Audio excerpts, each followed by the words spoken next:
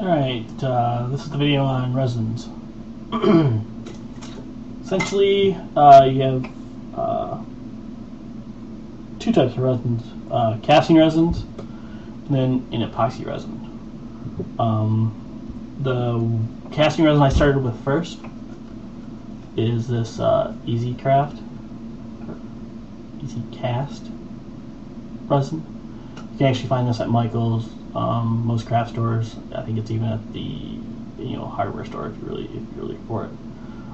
This is a 1-to-1 ratio, so you basically mix 1 ounce of this and 1 ounce of this, and you get 2 ounces of a nice casting resin. And this will actually harden within probably about 24 hours.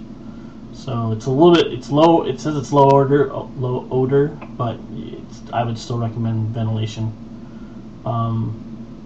Definitely want to use ventilation. But you can actually use these transparent colorants with it as well, or dye. They come in various colors. This is blue and green.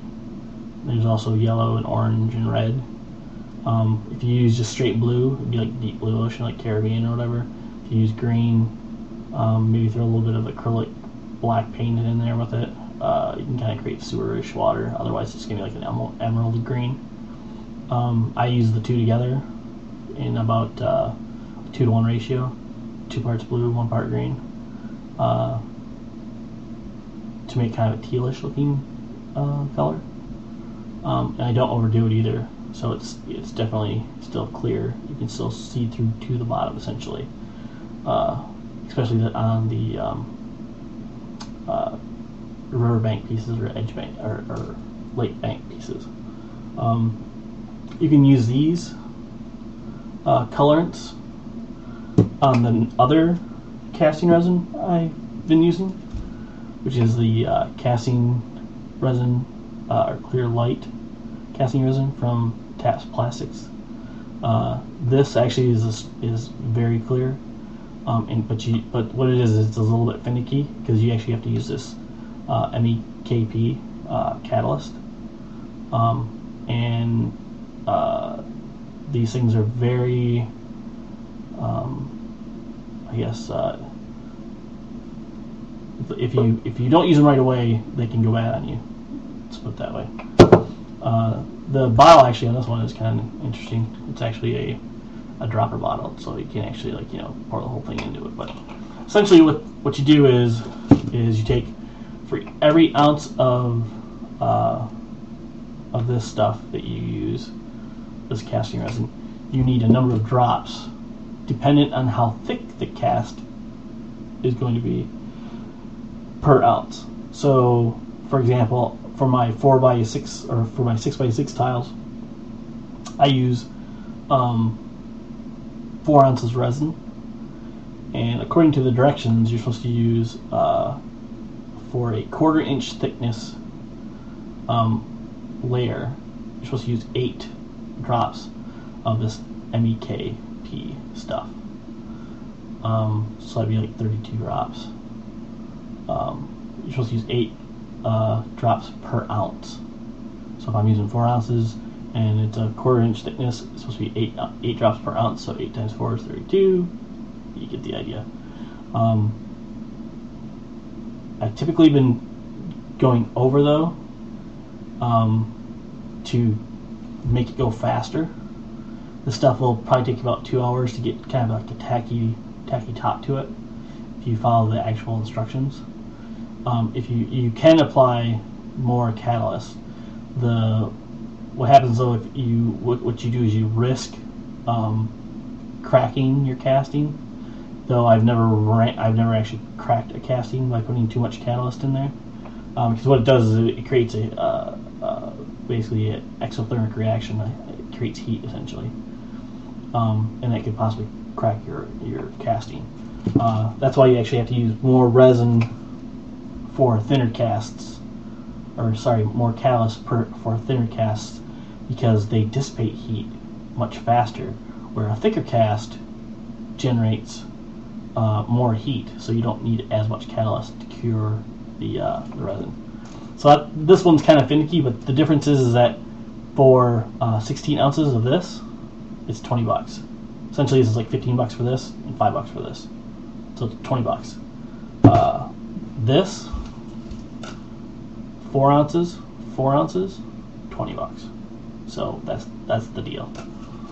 And that one, like I said, takes at least a day for the whole thing to cure.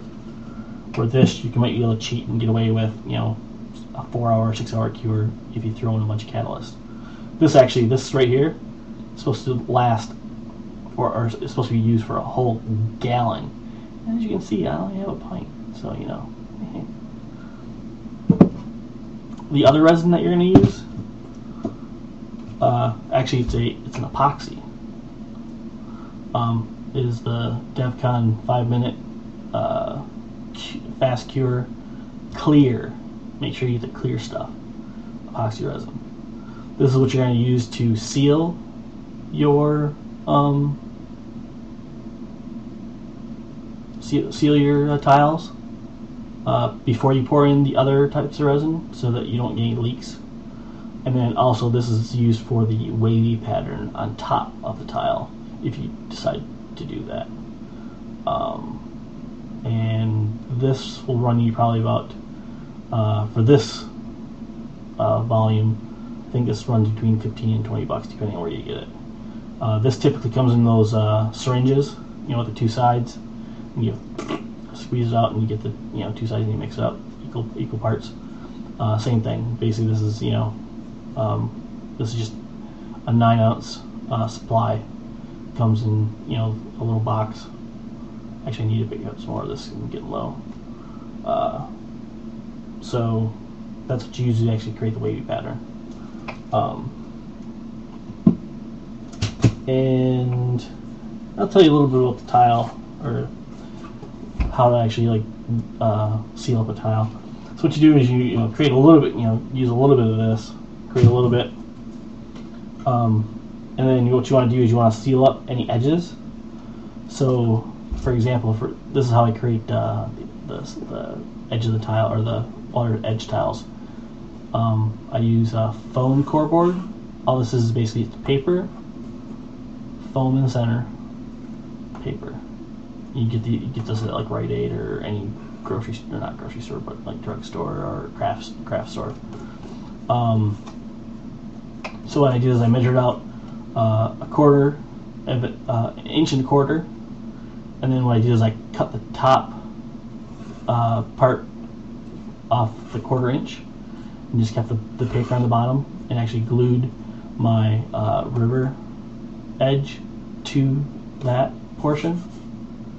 But what you want to do is you want to take this resin and then drizzle, mix up a little batch, drizzle it all along the edge here to seal off the foam, just in case you don't get any edges or any leaks, or if you're using like a resin that'll eat through foam. Sometimes, I'm not sure if this one does or not. I always seal it, but this will, if you actually seal it, you don't have to worry about that. So what I typically do is I'll have, like I said before, I put tape on the bottom here, and then I would have these in here like so, and these would actually be stuck to the tape.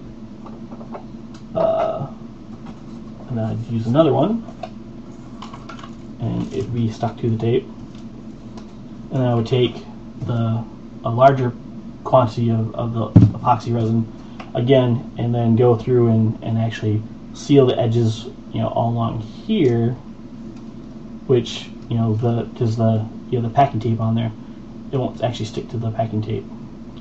Seal all the edges along here, and you already had sealed the edges along the foam core. So with all the edges sealed, the resin doesn't have anywhere to go. It can't leak anywhere. I mean, it'll just go in just troughs. Or if you do a full-on, water tile like I did, here or whatever, you just, seal the edge all along here with the printout below there.